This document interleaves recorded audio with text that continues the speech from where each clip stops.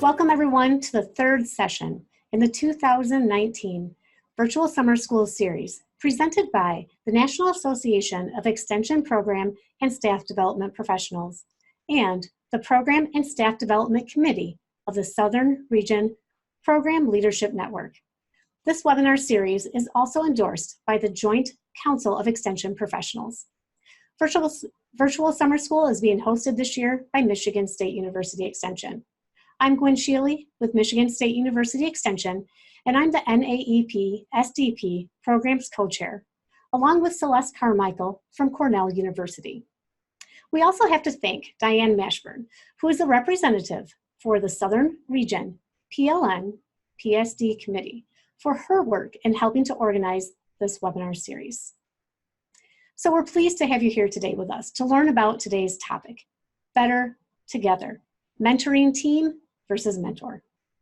We have two presenters today, including Kristi Farner, who is a Program and Staff Development Specialist at the University of Georgia, and also Kelle Ashley, who is a 4-H Extension Agent also at the University of Georgia. So with that, I'd like to turn the presentation over to Kristi and Kelle.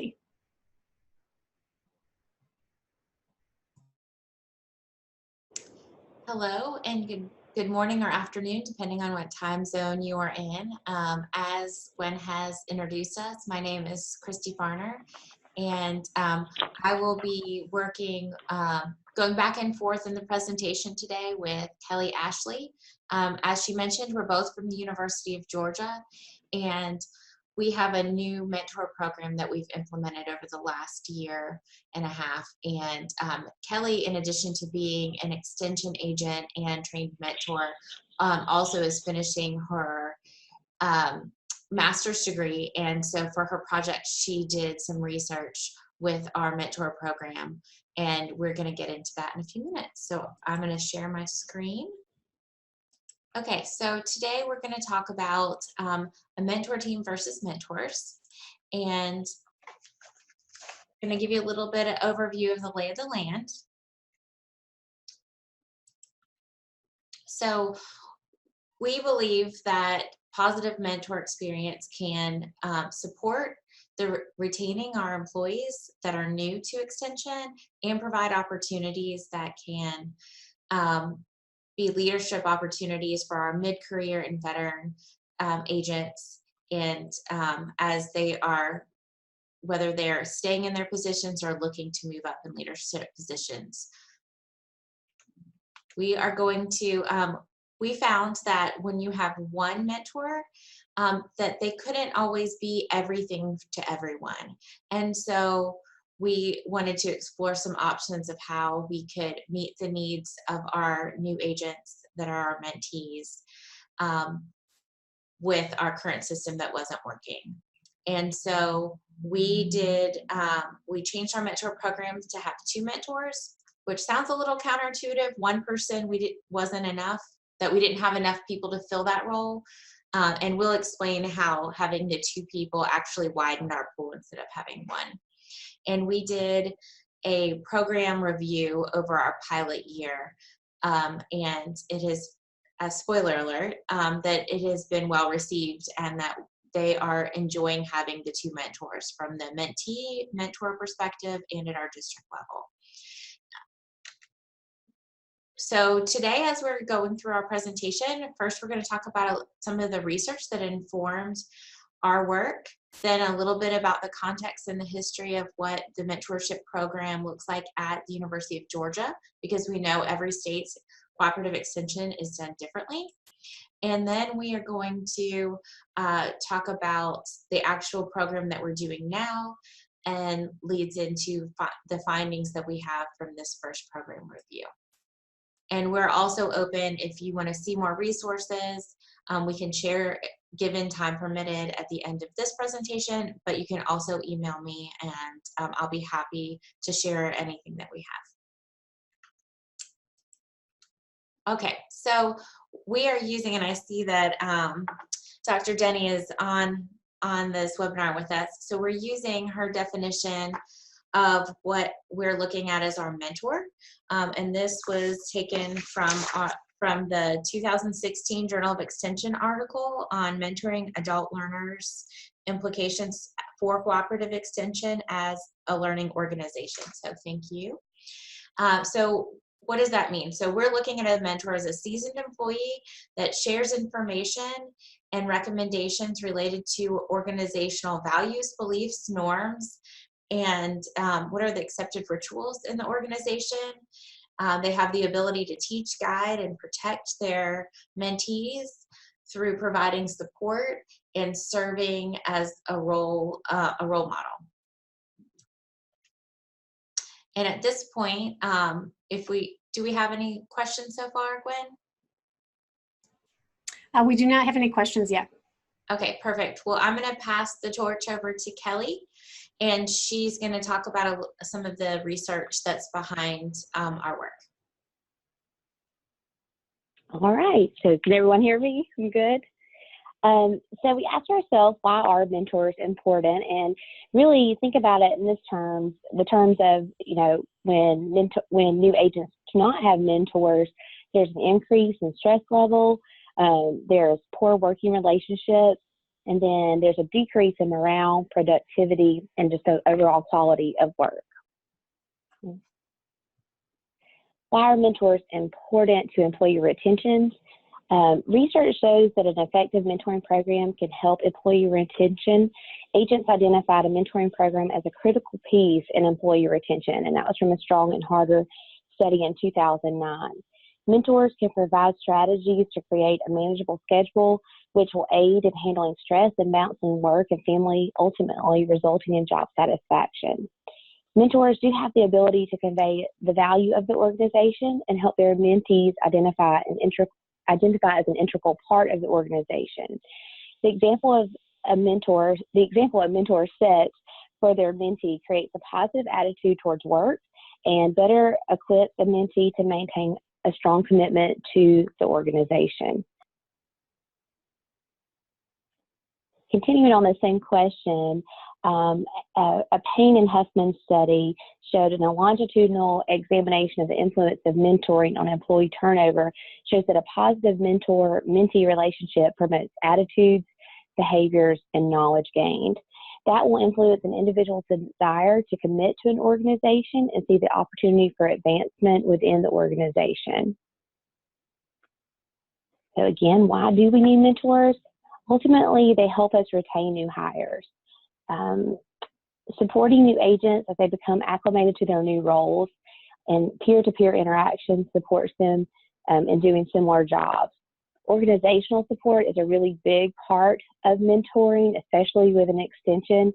Our organization is very large and sometimes difficult to navigate. The structure and culture of mentors are an important piece to that for new agents. At the district level, mentors can provide support to spread between all agents in the district. And new agents need additional people to call on for support and keep the pulse on their experience. Mentors can help create a safe space and a reality check, and also provide leadership opportunities to experienced agents. And I think we have a poll, if that's right. There we go. Raise your hand if you have a formal mentor program for county-based extension agents. And just to let you know, Kelly, we have had almost 20 people raise their hand. Wonderful.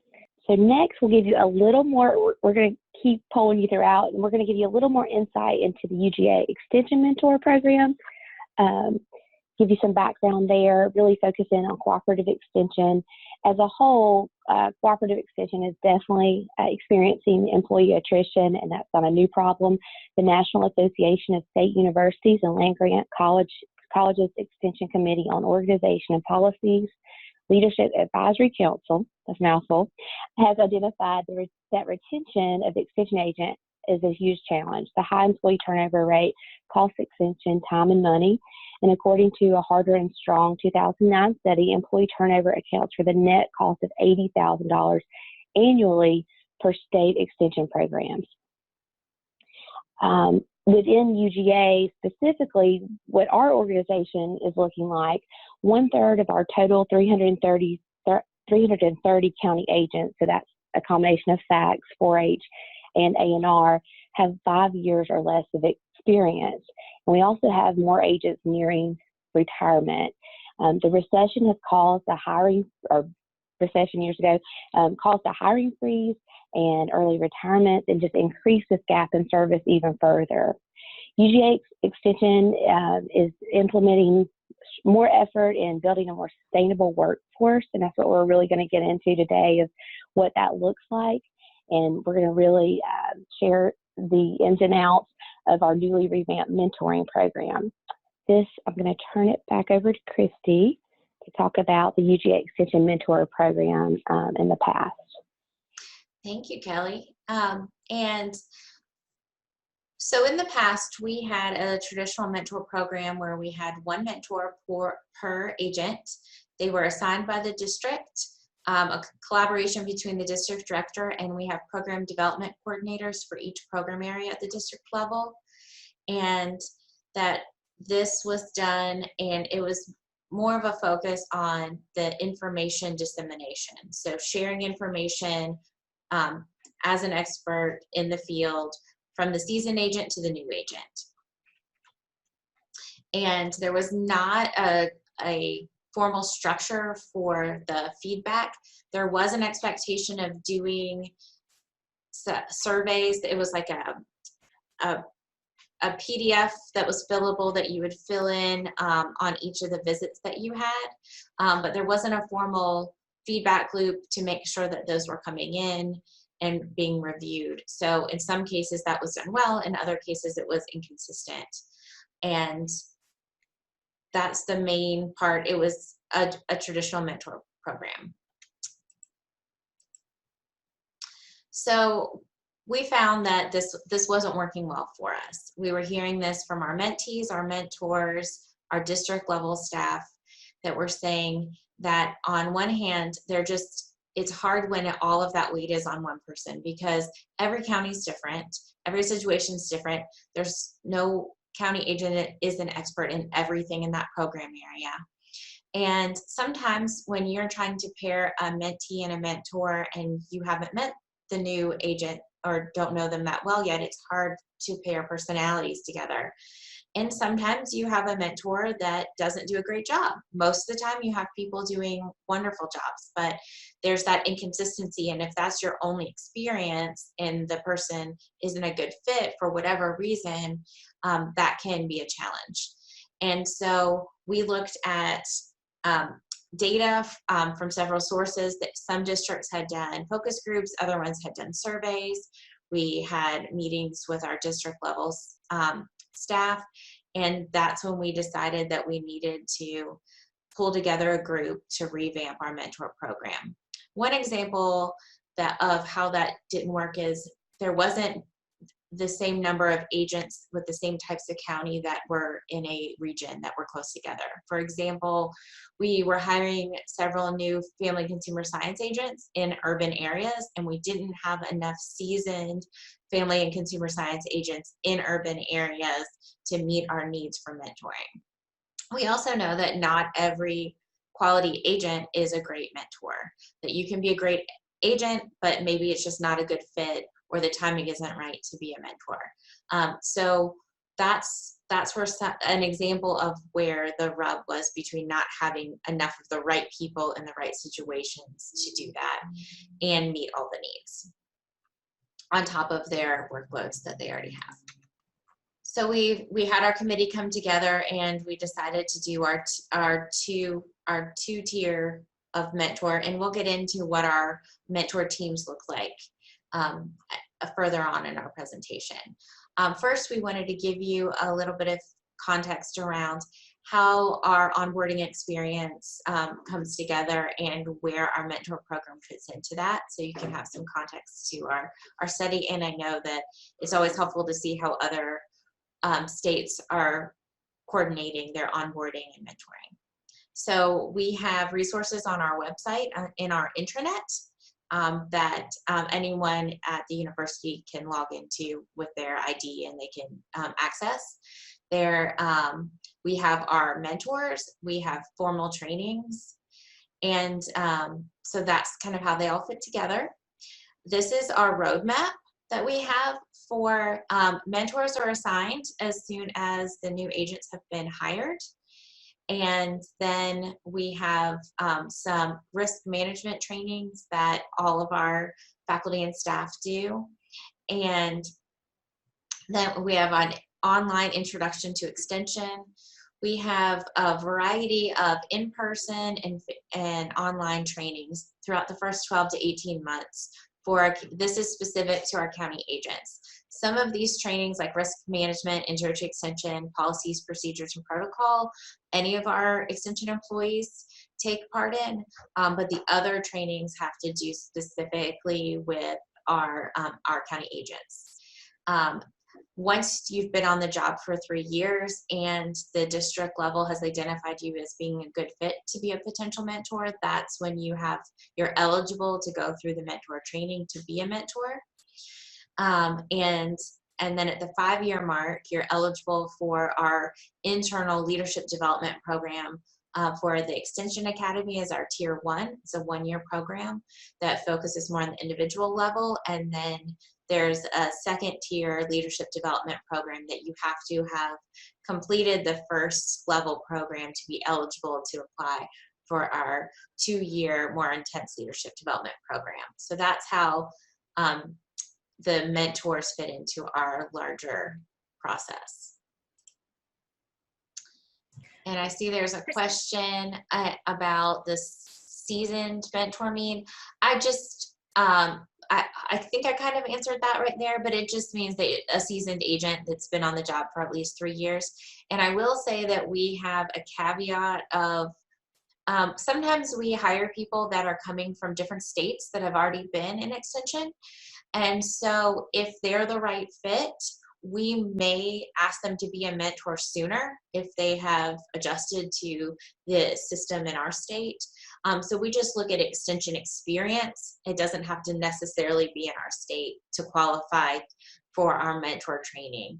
And we are doing mentor trainings once or twice a year, depending on our need and the new eligible people. And we also have started training people when we were doing a once-a-year training, maybe they have 2.5 years of experience, and we know that we really want them to be a mentor at their 3-year mark. We might go ahead and do the training with them at 2.5 years and then just not utilize them as a mentor until they hit that 3-year mark. So we have a little gray area as we're trying to fill these gaps of leadership and support and experienced agents. So that's our eligibility for, we'll go into details a little bit more about what that mentor training is further in the presentation, but there is an online e-study that's basically they need to review a PowerPoint that's an overview of our mentor program before they come to the training so that we can focus our face-to-face time on things that cannot be done as well online.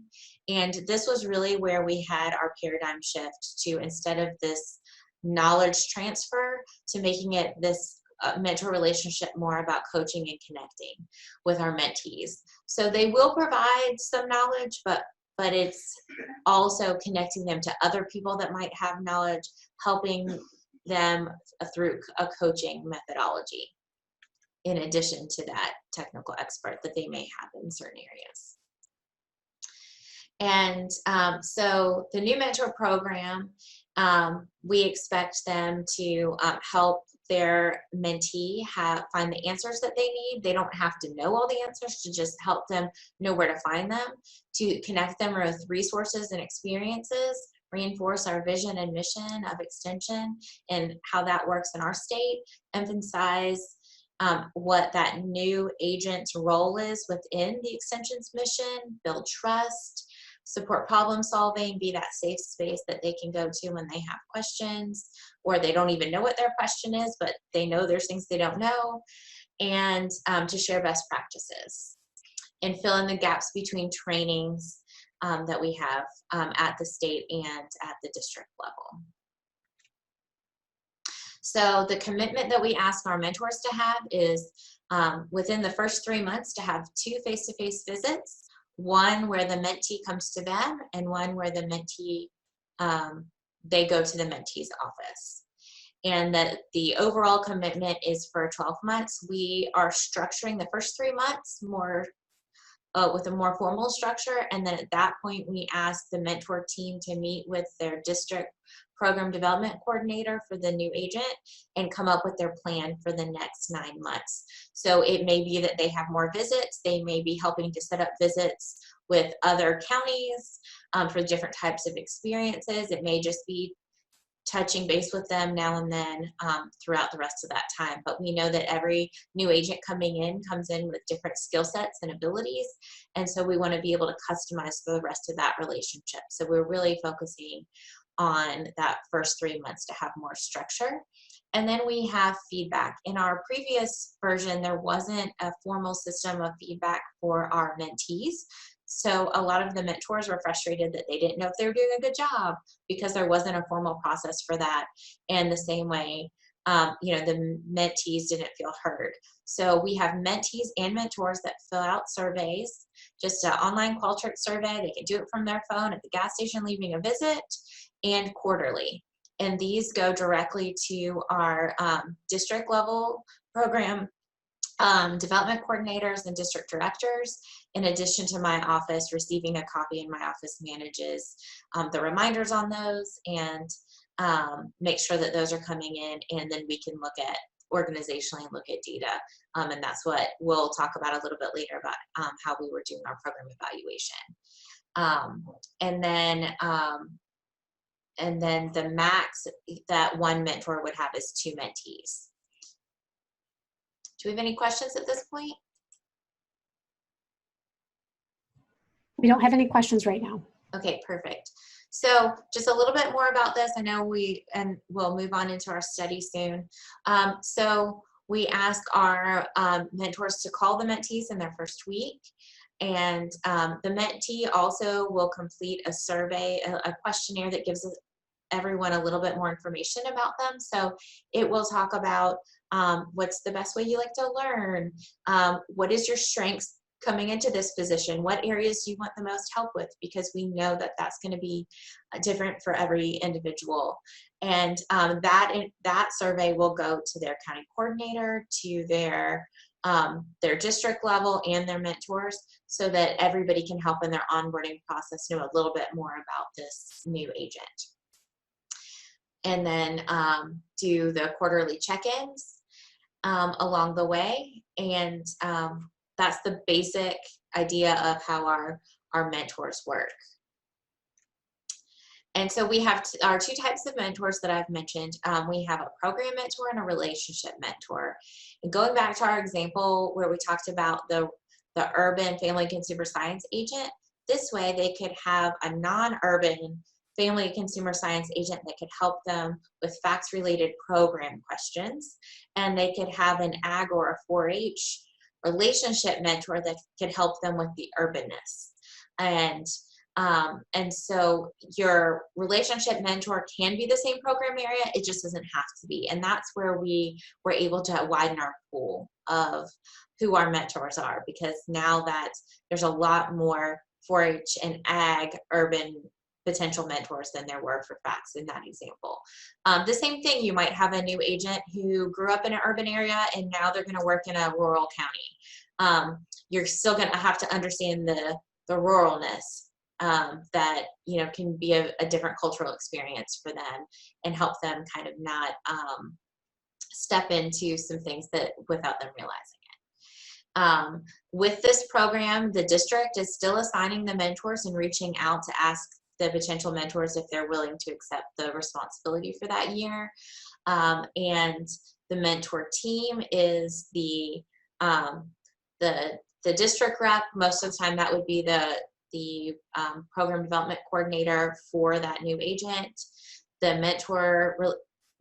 mentors of the program mentor and the relationship mentor, and it may include other people.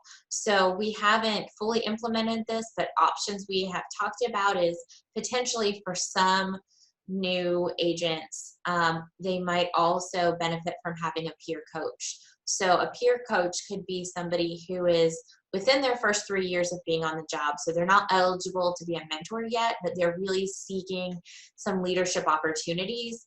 And so this could be a low risk, safe way that they could just virtually connect. It wouldn't take any resources of travel. It would just take time that they could reach out and say, hey, I was hired 2 years ago. I know what you're going through. You know, I'm another person that you can connect with. And, oh, I didn't understand that either. Let me help explain what they mean when they say XYZ. Or just somebody else that might be in their same generation and might be more of a peer that's new to things, that has experienced it recently. So that would give an opportunity for our newer agents that are craving that leadership but aren't quite ready for the bigger leadership responsibilities. And it would give them somebody else that they know that it's not a silly question to somebody else who's brand new, that's just been in their shoes. The other option is some counties in Georgia are very small with our extension presence. And so if you're the only agent in your county, perhaps a community coach might be a good addition to this team. And that could just be a stakeholder in the community that will help take them around and introduce them to people, and can help have a little bit of ownership in the onboarding. So we haven't fully explored those ideas. They're just some additional ideas that we have been considering about how in certain situations you might want to add to this team. And so to support our mentors, we have our initial mentor training. On our right-hand side, you can see an agenda for our one-day training. We have been using the GROW model for coaching through Breakthrough during those trainings to help them have a tool as we are transitioning from that knowledge transfer to the coaching mentality. And so we use the GROW model to talk about how do you coach, what is a structured way that might help them through that process. And we have them experience that with their peers in the room so they can see how it could be a benefit, and that it's not always the tool that you'll want to use. But I know that like in other places that we try to do active listening, but sometimes that's hard. And so this helped give them an experience of how their suggestions changed when they asked more questions before giving their knowledge and suggestions up front. And then on the far left here is that PowerPoint that we have them look at before they come to the training, so that they can get a little bit of the lay of the land and process that personally before they come to our training, where they'll ask questions. We also have online resources Kristi? for them. Yes. I don't mean to interrupt you, but we did have something come in the chat back on the last screen. Yeah. Could you talk about the GROW model a little bit more, the tool? I'll be happy to. And if we can hold that to the end to make sure we get through the rest of this, I'd be happy to talk a little bit more about that. No problem.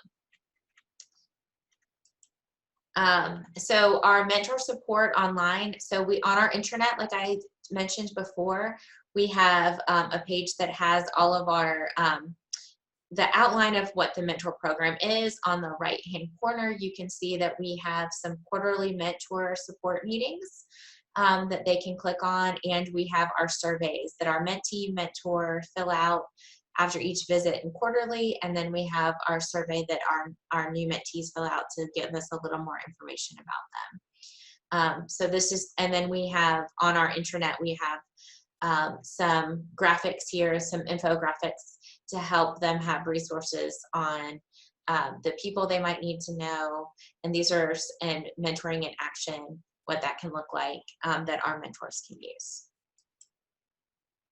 We also support our mentors by, we've created a mentor network news email series. We use MailChimp, and we created this series up front.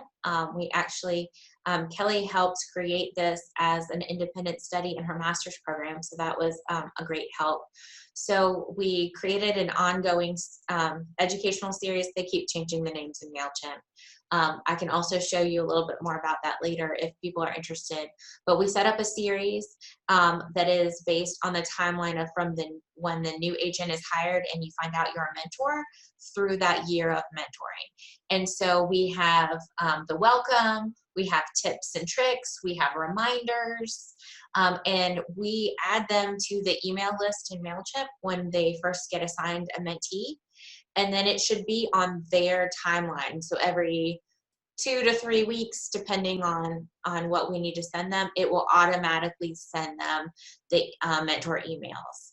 And some people read emails, some people don't, but it's just another way that we can help support them, in that we did the front loaded the work so that it's not something that we have to constantly maintain. All we have to do is add people to the list, and then it will automatically send it to them. Our quarterly support calls that I mentioned where the links were. So each quarter we have a 30-minute call. We try to keep them very short, to the point.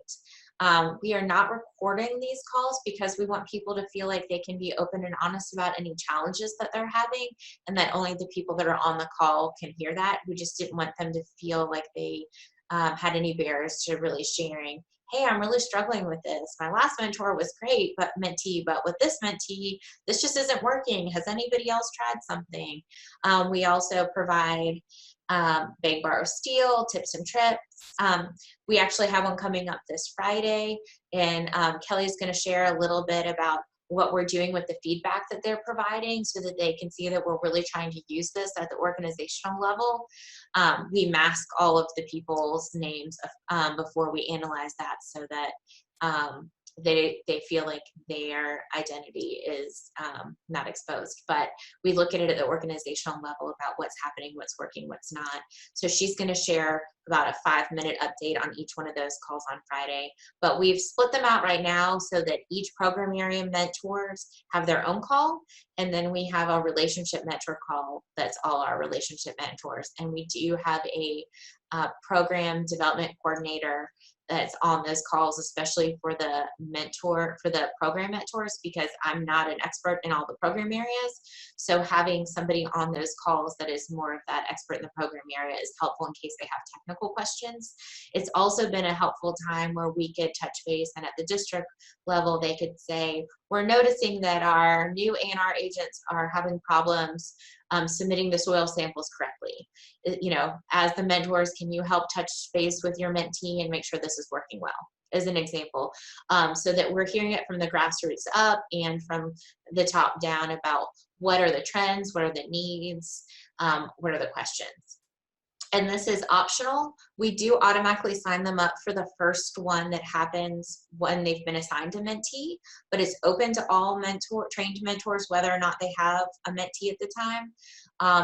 But we knew if we didn't sign them up for the first one, that they likely wouldn't sign up for it on their own, because they don't know what it is to know if it's valuable or not to them. And I will say that we've only had a few of these calls so far, but I've had some meaningful conversations, and I do think as we continue to develop these agendas that they could be more and more valuable for our mentors. And just a little bit more about our program mentors. They focus on the programmatic side of things, so they have the technical expertise. They know who you need to contact, and if you have a question about blueberries and you don't have a background in that. They can also help them navigate between when you reach out to another extension agent for information versus a specialist, some of those nuances. How do you do our reporting systems? What types of things you do? How do you do it? And then following up on the programmatic onboarding trainings if they have additional questions there. And then some of the ideas that they have for the visits is they might attend programming, observe club meetings, advisory councils, farm tours, sit in on a planning meeting or an awards assembly, and then we have our relationship mentors, and so that can be any program area person can help them with that, and it's helping them if they're supervising people, interacting with people in the office, interacting with people in the community, trying to make decisions about how you're going to work on create your plan of work from the higher level, not within that program area, and helps them to talk about creating their advisory council. We call it an extension leadership system, but it's their local advisory council for their program area, who to rely on a crisis, interacting with parents. So it's just anything that has to do with relationships in the office or in the community or across our organization. Some ideas for our site visits for that might be for them to observe an advisory board meeting, attend a board of commissioners or board of education meeting, or an open house, going to when there's support, when you have agents that are supporting the other program areas in their county, to see how do you work together and not be siloed between your program areas. Assist them with some of the paperwork side of things, or record keeping strategies, or time management, or anything that has to do with relationships. So here's how we have our mentor and mentee feedback. As I mentioned before, we have our surveys that they're filling out. The state level automatically receives that information. We use that to inform our trainings of mentors, our trainings in our onboarding system for our mentees. At the district level, when they get those results, they're looking at that individual relationships and helping to work that out. So maybe they need to change the mentor, one of the mentors. Maybe they need to reach out and have a meeting sooner than later if both of the mentors think that the mentee needs some additional support, whatnot. So that helps the district level have the pulse on that as well. And here's our timeline of how it all fits together. I've already talked about the pieces of it, but just wanted to kind of give you a recap of how the mentors are assigned at the district. We have the mentors call in that first week, set up the visits. So that new agent mentee is going to have both mentors coming to their county. They're going to get to go to those two other counties. They're going to have two different personalities to work with. So, if one of them jives better than the other, you have those options. It's not just all on that one person. Do you have any questions at this point? We do have a couple of questions. One, going back to the slide where you were talking about the online resources that you have, there was a people you need to know card. Yes. And someone was just wondering, that one right there, if this is something that, I think you mentioned it was an internal resource, but is that something that you could share? Absolutely. If you will email me, and I have it at the end, but it's just my first initial last name at UGA.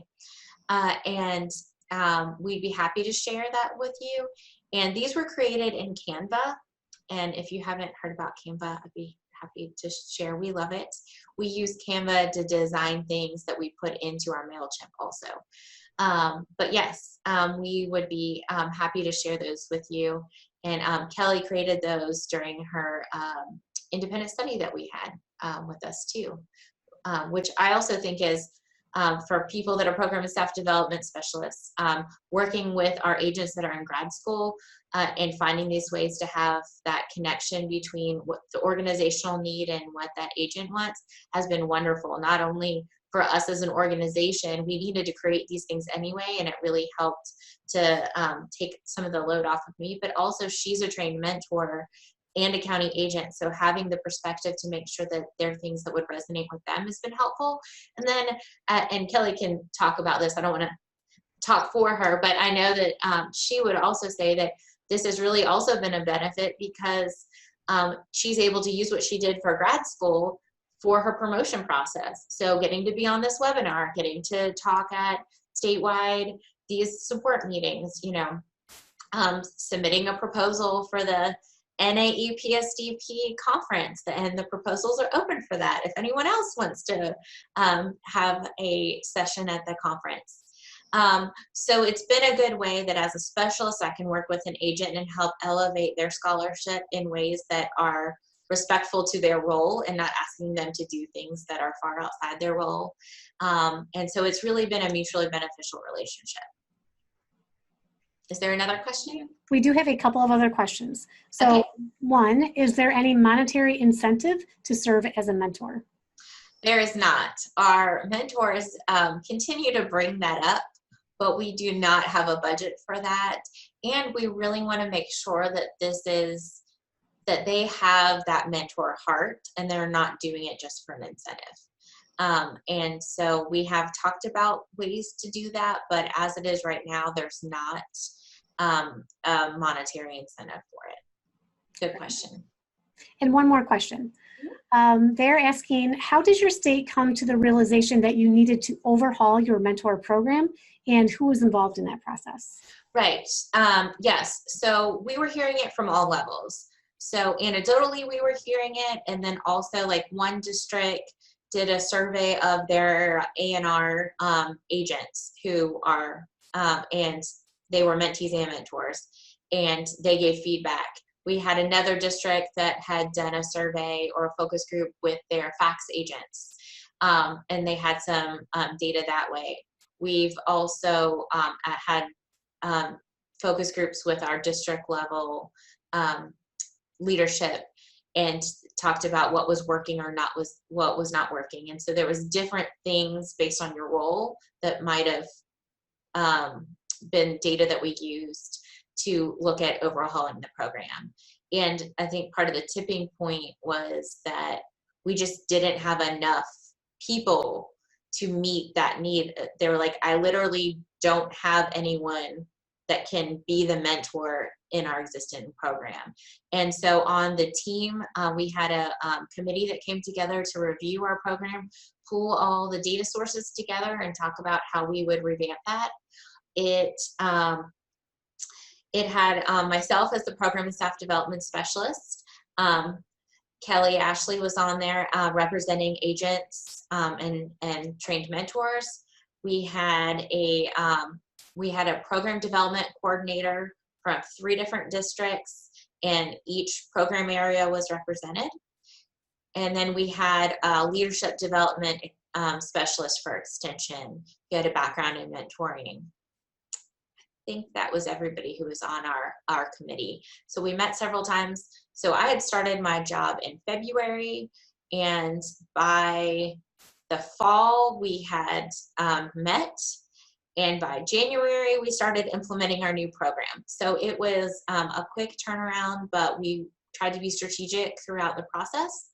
And we started with retraining all of our first we looked at our existing mentor list, make sure at the state level we had a comprehensive list that was up to date, because as we know, people are leaving the organization or coming in.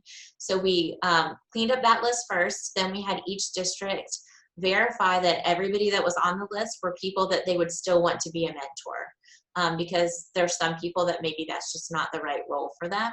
And this was a good way to kind of refresh our list of mentors. And we had all existing mentors and then new people that were eligible to be mentors to go through this new training. So we offered it 4 or 5 times between January and April. And then each district started implementing that at a different timeline as we kind of phased from one program to the next. So by this past January, we were fully implemented, and that's when we had started our support calls and our email support. That was the last pieces. Everything else, as far as picking the 2 mentors, had started the fall before. So it was kind of a little bit of a transition phase, but that's how we work together. And then we plan to have a meeting this fall where that same committee and potentially some other people are going to come back together and review our program. So the study that Kelle led that we'll talk about in a minute helped to, will be important information as we look at that.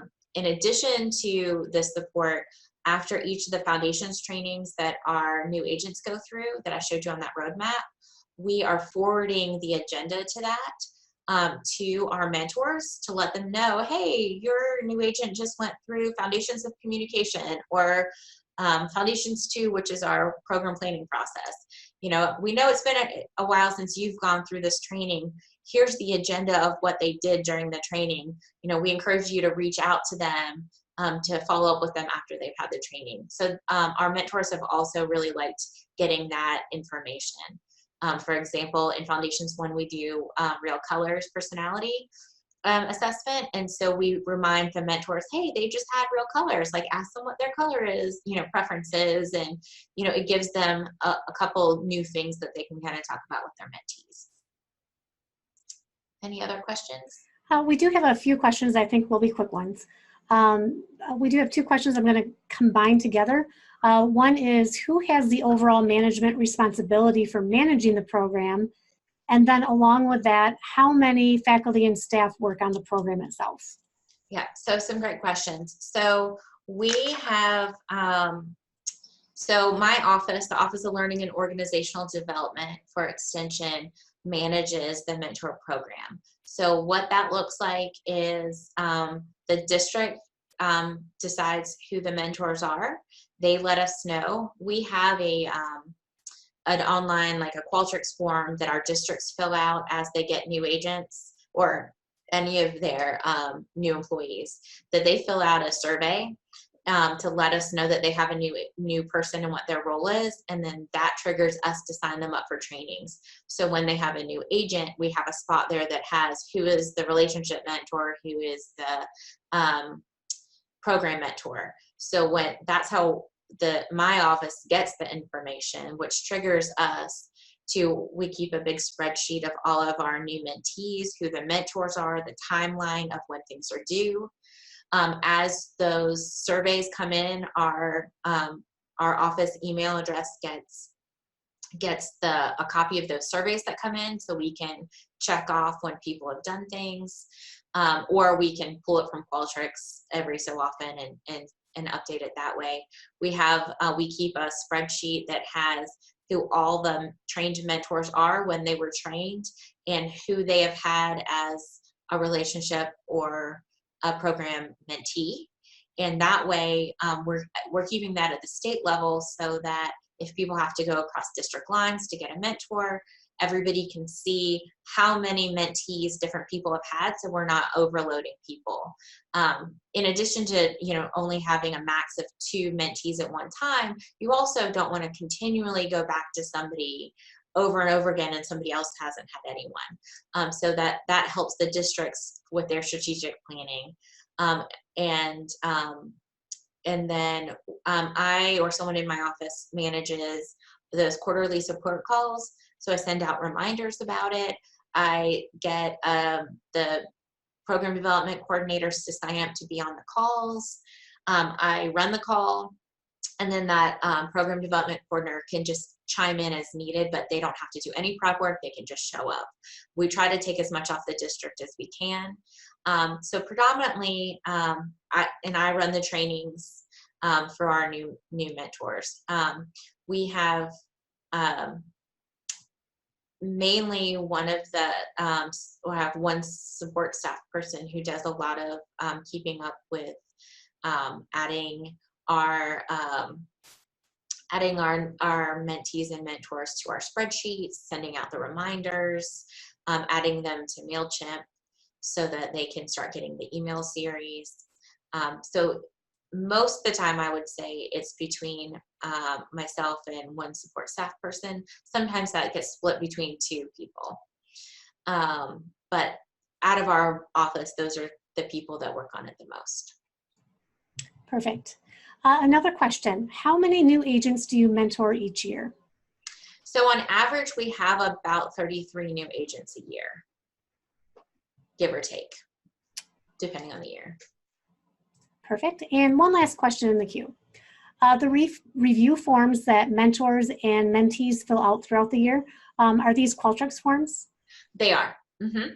Yeah, and we have it set up so we have fields where it tells them, they select which district they're from, and it's a district email address, so that it will automatically send that it'll send the results to the district office, to their like generic email address, and then we ask them for who their program development coordinator is in that survey. And so then we have it where it's set up where it'll automatically email that email address as well, in addition to our email address getting a copy of it. So it automates it as much as we can. Now and then people don't fill it out right. So what I also do is quarterly, I pull all those survey results and clean them up into spreadsheets and just have one Excel and have different tabs for the mentee and the mentor and the questionnaires that come in for the new agents. And I send that to the districts quarterly. And so they should be getting it live as people fill things out, but just in case they miss something or if they want to look at it, maybe you're looking at one mentor and you want to sort it by that to see what have all the mentees filled out about that mentor, or vice versa. So you can sort it by the mentee or the mentor. And you can look at it across your district or across the state. So I provide that information to them quarterly, and it just takes pulling the 3 different surveys and cleaning up that data a little bit. All right, thank you. I think we can move forward, and then we should have more time at the end for more questions. Yes, and I'm happy to pull up any of these systems if anybody wants to see a little bit more. So at this point, I'm going to pass it over to Kelly, and she's going to talk a little bit about this pilot year program evaluation that we've done. Awesome. All right, thanks, Kristi. As she shared with you guys, she really has been wonderful to let me tag along on this journey to revamp the program. And as you've seen, she's shared with you guys how not only we mentor our new agents, but how the Office of Learning and Organizational Development is supporting mentors as well. And we wanted to know, is the program being effective? What kind of impact is it having? And so that's where I kind of jumped in and helped with a research study. So the purpose of our study was to take an internal approach to understanding mentor relationships between new and seasoned agents. The evaluation sought to examine strengths of mentor relationships, areas to improve the mentoring process, and determine the agent's attitude toward mentoring. And so we'll look at what results we gained through this study. The methodology we used was a qualitative program evaluation to collect information about the mentor relationship. We just touched on, we used the Qualtrics survey sent quarterly by the Office of Learning and Organizational Development, and that survey contained open-ended questions pertaining to their overall mentor experience. From the Qualtrics surveys and the data collected, 5 themes emerged from the mentors and mentee responses.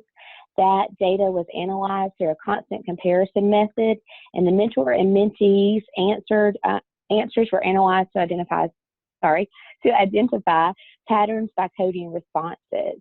Those 5 themes that emerged were program development, personnel issues, community involvement, procedures and protocols, and need for encouragement. And what we'll do next is we'll go just through each theme, but I'm just going to hit the highlights. A lot of great information came from these surveys, but again, these are just some that jumped out that might resonate with you guys in your own organizations. The first is the program development theme. This came across loud and clear through the strength of the mentor relationship.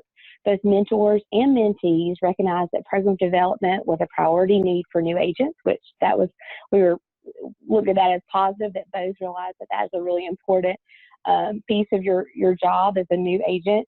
In a visit to the mentor's office, this mentee stated, my mentor gave me the grand tour of her office, which is great. I now have so many ideas of my own. She discussed the programming that her space allows for, and we also discussed current needs, questions, and really all aspects of this position. So this is just an example of when mentors are letting their mentees shadow them. They're seeing firsthand how what that mentor is doing might apply back to their program and how they can address their program development needs in their own counties. The next thing that emerged was personnel issues. This was this came through loud and clear for our mentors.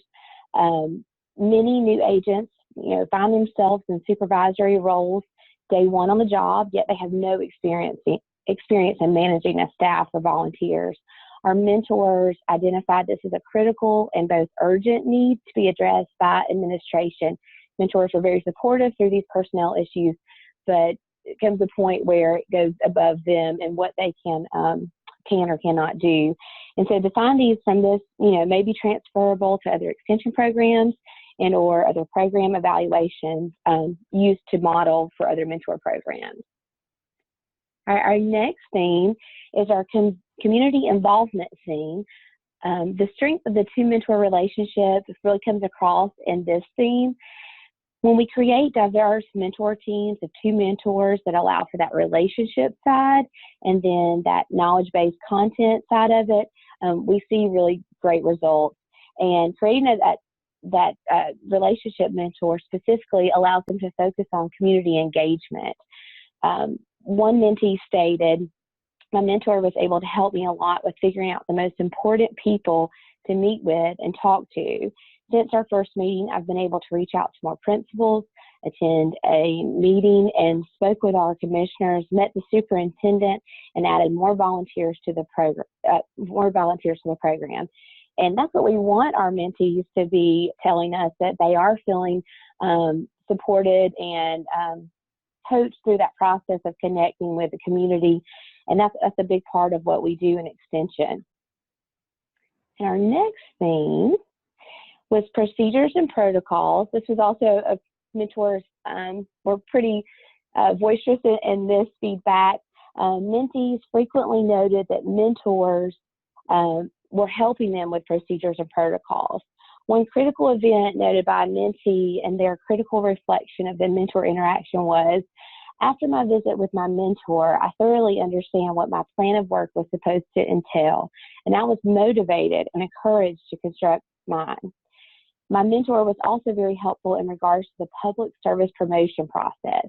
He provided thorough information of the process and guided me in thinking of ways I can uniquely shape my career with UGA Extension according to my strengths, passions, and career goals."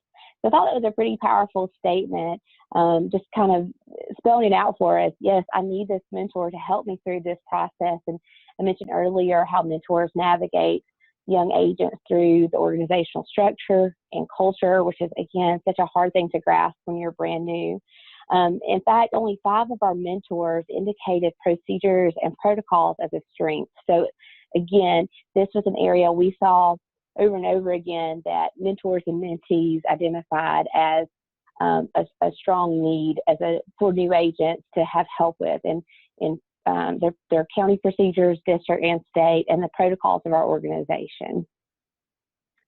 All right, we'll go on to our next theme. This one it kind of goes back to one of our objectives of looking at attitude.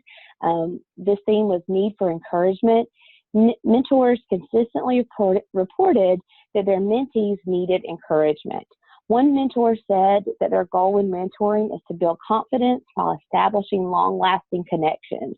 And we hope that all of our mentors feel that way, but truly, Kristi mentioned a mentor spirit, but we are seeing that in their feedback, such as this one. According to a Strong and Harder study, those people who are new on the job will usually find it easier to ask questions and discuss their concerns with their peers versus that immediate supervisor. So again, that mentor is just such an integral part of that onboarding process and becoming confident in your job responsibilities. So that was the 5 themes. Like I said, I just kind of hit the high points, but those type of responses came through over and over in those Qualtrics surveys. Next, I'd like to share some of our study recommendations. Based on the feedback, I definitely think that I would recommend to continue the 2 mentor support system. This quote was just backs up what I just said there. The relationship mentor and I both met with a mentee together at her office for the first visit. I like having 2 mentors meet with a mentee the first time because she was able to get 2 different perspectives simultaneously. She will still get individual time with us in her counties, but I think the joint visit for the first time was valuable. And so this certainly seems like an ideal relationship that's forming and truly utilizing the two mentor support system to its greatest benefit. Another recommendation: year one program evaluation results were positive, and then ongoing program evaluation is needed to understand the longitudinal effects of the mentor program. It's recommended to follow up with mentees and mentors at the 3 to 5 years after the program. This can provide a great deal of insight for the long-term effects and impacts of the mentoring system. All right, future research.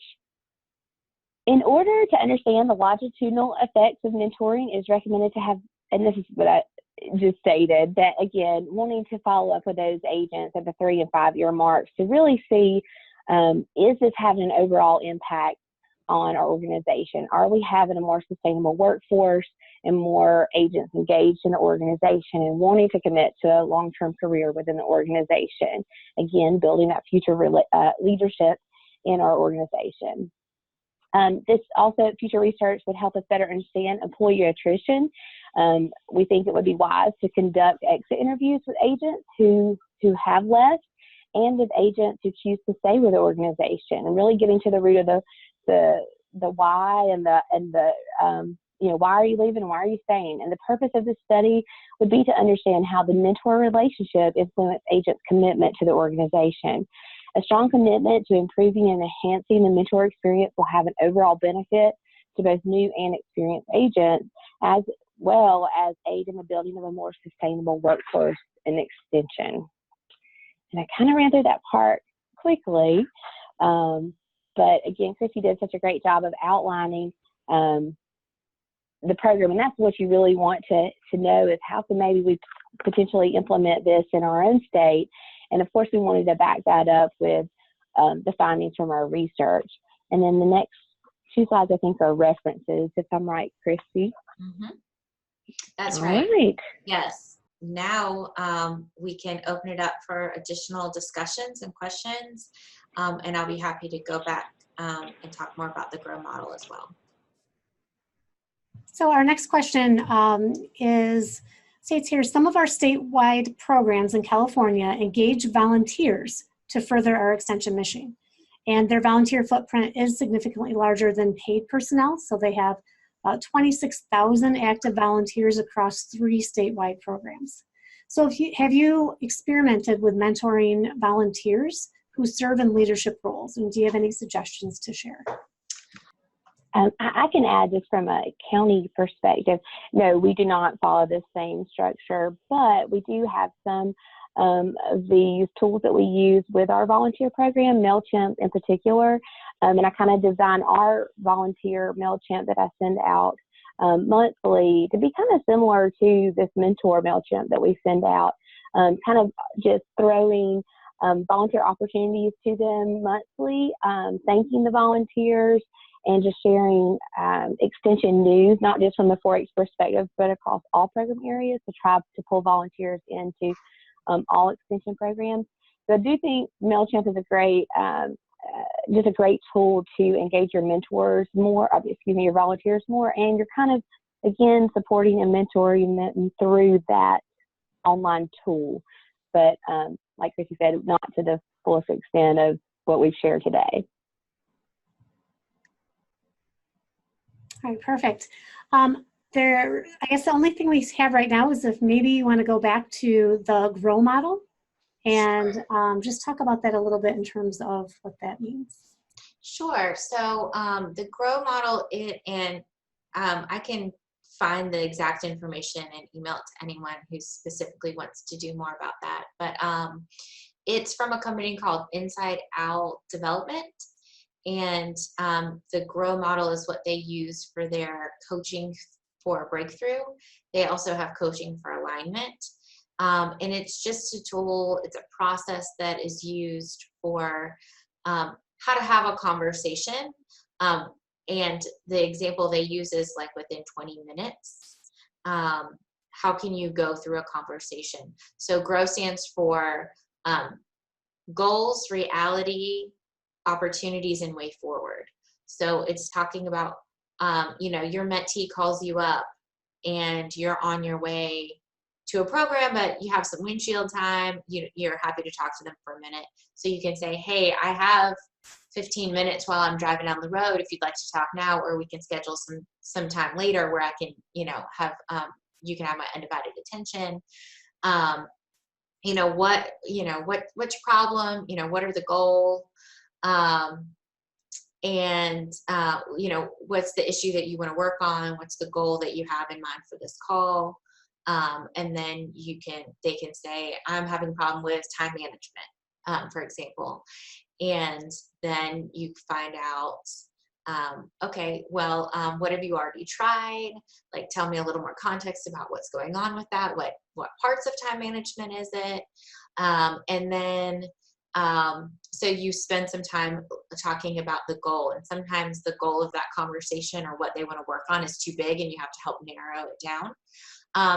And then you talk about, okay, what are the opportunities? What if you tried? What if you thought about trying? What if you decided you definitely don't want to do? Get a little bit more about that.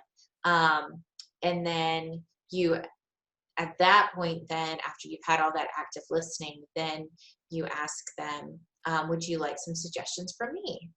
And you could say, some of the ideas I was going to suggest, you've already mentioned, which would make them feel really good and validated if that's true. Perhaps here's some other things to try, or, and then when you talk about the way forward, that's where you're like, out of all the ideas that we talked about today, is there one or two things that resonated with you that you'd actually like to implement? So what are those things? Okay, how are you going to implement that? Like, when exactly? Okay, next week. Okay, well, when next week? Okay, do you, how can I help support you in this? Do you want me to check in on you? Do you want to, send me an email? You want me to send you a text? Like, how can I help you with this process? But helping them really fine tune a plan of how to implement what they're doing, instead of just talking about the idea of, oh yeah, okay, well, I'm going to just do this. Really drilling down when, how are you going to know if that was successful or not?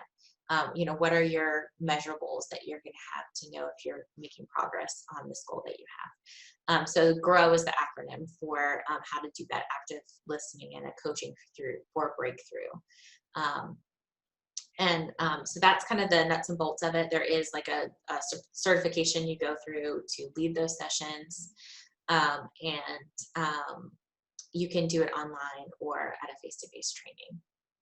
And that's a model we're using here is our predominant way that we're using it. We also use the GROW model in a shortened version a little bit in our entry-level Extension Academy, which is our first-level internal leadership program. We also talk about it with county coordinators a little bit too. All right. Well, we'd like to thank Kristi and Kelle for sharing all this great information today. I think we've definitely all learned something that we can take back and hopefully apply to our programs. And we'd like to thank all of you that have joined us today as well for our 2019 Virtual Summer School Series.